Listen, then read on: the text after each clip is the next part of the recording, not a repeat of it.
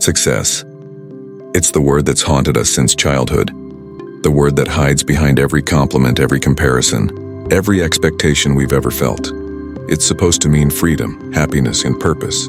But somewhere along the way, success stopped being personal. It became performance. We don't chase dreams anymore, we chase aesthetics. The right setup, the perfect quote, the daily routine that looks just productive enough for social media. We measure our progress not by what we feel, but by how it looks from the outside, and in doing that, we've lost the meaning of what we were running toward in the first place. Think about it. How many times have you promised yourself, "This time I'll change"? You find a new podcast, a new video, a new guru who tells you all the right things, and for a moment, you believe them. You believe that motivation itself will save you. You believe that a few words can undo years of avoidance and distraction. But deep down, you know the truth. You've been here before, inspired, ready, and then nothing, no transformation. Just another cycle. Because inspiration is a spark. It can light the way, but it can't walk the path for you. And most people never realize that the motivation industry isn't built to make you change. It's built to keep you watching. It's not designed to push you forward. It's designed to keep you chasing. That's why motivation feels like progress, but isn't. It triggers the same chemicals as achievement. You feel like you're doing something, learning something, growing, but you're just consuming another hit of false hope. We've become addicted to potential, addicted to the fantasy of what we could become. We love the version of ourselves that exists in the mind, disciplined, successful, respected, but we can't face the version that exists in reality, distracted, scared and unsure, and that gap between who we imagine and who we are, that's where most people get stuck. They call it lack of motivation, but it's really just fear. Fear of effort without guarantee. Fear of seeing who they actually are when the hype disappears. Because the truth is, chasing success feels good. It feels busy. It feels productive. It gives you the illusion that you're on your way somewhere. But you're not moving. You're running in circles, trapped in an endless loop of almost. And the scariest part? You can spend your entire life chasing and never notice you were standing. Still, that's the illusion of success, that it's somewhere out there waiting for you to catch it. But real success doesn't live in the future. It hides inside the present moment, in what you're willing to face right now. It's not about chasing something distant. It's about confronting what's real. The habits you ignore, the distractions you justify, the promises you keep breaking to yourself. Because the truth is, the future doesn't save you. Reality does. And until you face that, you'll always be chasing ghosts. There's a strange kind of comfort in motivation. It feels clean, productive, hopeful. You can sit perfectly still, earbuds in, screen glowing, heart pounding with borrowed energy, and convince yourself you're changing. But when the video ends and silence returns, nothing inside you is moved.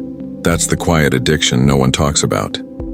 Motivation gives you the feeling of progress without the pain of it. It's fast food for the soul, sweet, quick, instantly satisfying, and empty a moment later. You tell yourself you're learning, but you're not learning. You're looping. Each video, each speech, each quote is another hit of possibility, another way to delay the discomfort of doing the real work. It starts innocently, a clip of someone telling you that you're limitless, a montage of bodies running, sunsets glowing, piano keys swelling. You feel something spark. Then you chase that feeling again tomorrow, and the next day, until eventually, you can't start your day without someone else's voice telling you that you can. That's not growth, that's dependency. The same kind of dependency people build on caffeine, scrolling, or validation. You're not addicted to improvement. You're addicted to the chemical reaction that feels like improvement. And the creators? They know this. The entire self-help ecosystem is engineered around it. They dangle words like purpose, discipline, mindset, not to teach you, but to keep you reaching, because the more you reach, the more you watch, and the more you watch, the less you act. That's the cruel irony. The more motivated you feel, the less momentum you actually build. Motivation should be a spark. Instead, it's become the fire itself. It burns bright and dies quickly, leaving you addicted to reigniting it. You don't need another video. You need to sit in the quiet long enough to remember what you actually want. But quiet is terrifying. It's the place where excuses echo. It's where you realize how much time you've lost, how many projects you started just to abandon them halfway. It's where you remember the version of yourself you keep postponing. That's why most people never sit there. They'd rather scroll through advice than apply it. They'd rather consume effort than commit to it, because watching someone else fight for their dream feels safer than admitting you haven't fought for yours. Every scroll, every click, every late-night motivational binge isn't just procrastination. It's emotional protection. If you're always preparing, you never have to risk failing. If you're always getting inspired, you never have to start, and not starting keeps you safe from disappointment. But safe and alive are not the same thing. Safe keeps you comfortable. Alive demands change. And change doesn't look like inspiration. It looks like discipline, boredom, doubt. It looks like staying in the room when every part of you wants to escape. When you finally break the cycle, it feels strange at first. The silence is heavy. There's no background voice cheering you on, no cinematic music making your grind look meaningful. Just you, a task, and the weight of your own expectations. That's what reality sounds like. And if you can stay there long enough, something starts to shift slowly, quietly, permanently. Because discipline doesn't need hype, it just needs honesty. When you stop running, the silence hits like a storm. No more noise. No more background voice telling you that you're destined for greatness. Just you and the truth. At first, it feels heavy because for the first time, you can hear everything you've been avoiding. The quiet reveals the chaos you've been drowning with noise. The missed chances, the half-built goals, the versions of yourself you kept, promising you'd become someday. It's painful to admit you've spent more time imagining success than building it. More time pretending to be disciplined than actually showing up. More time planning the perfect future than living imperfectly in the present. That's what facing reality feels like. Grief. Not just for what you've lost, but for all the years you never really lived. You'll start to see it everywhere. The hours wasted chasing quick dopamine.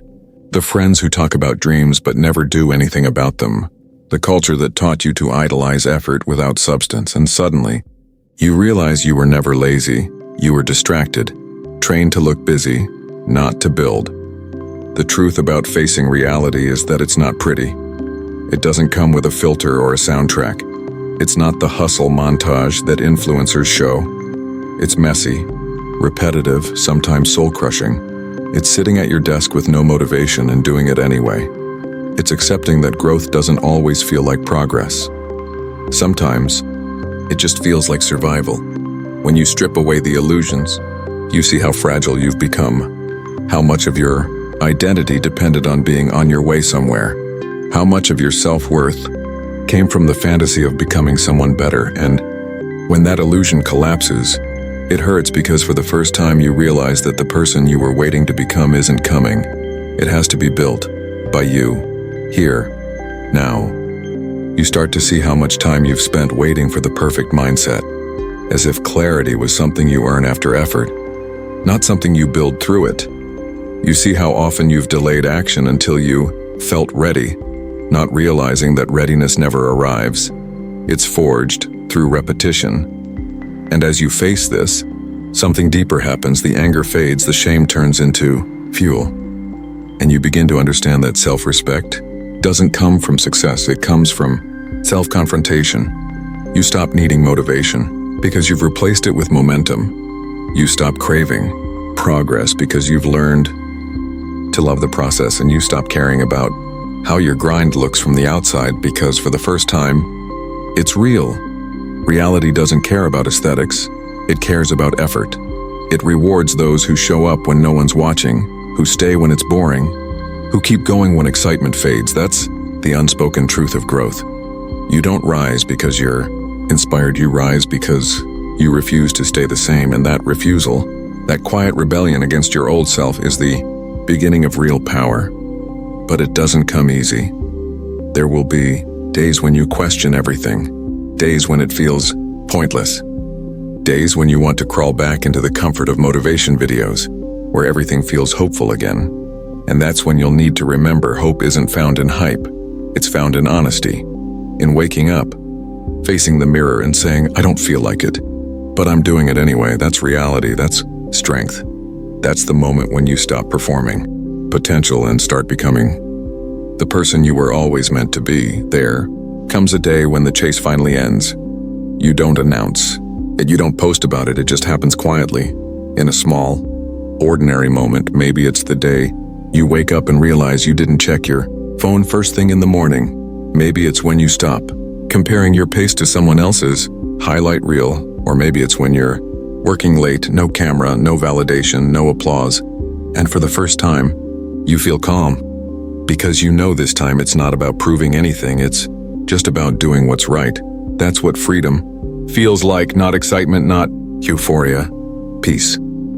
You stop craving the rush that motivation gave you. You stop trying to chase moments that feel productive, because you finally understand that growth doesn't always feel good. Sometimes it feels heavy. Sometimes it's just quiet, like the slow shift of seasons. The life you wanted begins to form, not in grand gestures, but in small, unremarkable choices that no one ever sees. You start waking up on time because you said you would. You start keeping promises, not to impress anyone, but because your word means something again. You stop escaping yourself and start respecting yourself. That's the real reward, and not success, not money, not fame. Peace. The peace that comes from knowing you're no longer pretending. The peace that comes from doing the work even when nobody cares. The peace that comes from realizing that you've stopped running. You see, chasing success keeps you anxious, but facing reality sets you free. Because when you stop chasing, you stop living in the future. You return to the present, the only place anything ever truly happens. You begin to see how simple things carry more weight than any goal ever did. A deep conversation, a quiet walk, finishing something you started, sleeping peacefully because you earned your rest. These are not signs of mediocrity. They are signs of alignment. You realize that success was never meant to be a trophy. It was meant to be a mirror reflecting who you've become through the choices you made when no one was looking. And when you finally understand that, the entire idea of motivation starts to feel hollow, because you don't need it anymore. You've replaced it with meaning. You've replaced excitement with effort, and hype with honesty. That's the essence of Unhyped. To remind you that peace is found in truth, not in trends. That you don't have to look unstoppable to become unshakable. That sometimes the quietest life is the strongest one. You'll start to notice something powerful. You no longer get jealous of other people's success, because you finally understand what it costs. You stop idolizing the highlight reel, because you know how much darkness lives behind it. And you stop comparing yourself to others, because you finally built a relationship with the only person who matters, you. That's the true end of chasing. Not when you achieve everything you wanted, but when you no longer need to. You'll still have goals. You'll still have ambition, but they'll no longer own you. You'll move with purpose, not pressure. You'll grow in silence, not spectacle. You'll fail with grace, not guilt. And through it all, you'll stay grounded, because your worth is no longer attached to what you achieve, but to who you've become. The journey never really ends, it just becomes quieter, wiser, more intentional. You start living for something deeper than validation, and that's when life starts feeling like yours again. Because in the end, success isn't found in the chase, it's found in the stillness after it. It's the moment you stop running and finally see what's always been right in front of you. And when that moment comes, you'll smile, not because you made it, but because you no longer need to. That's the real victory.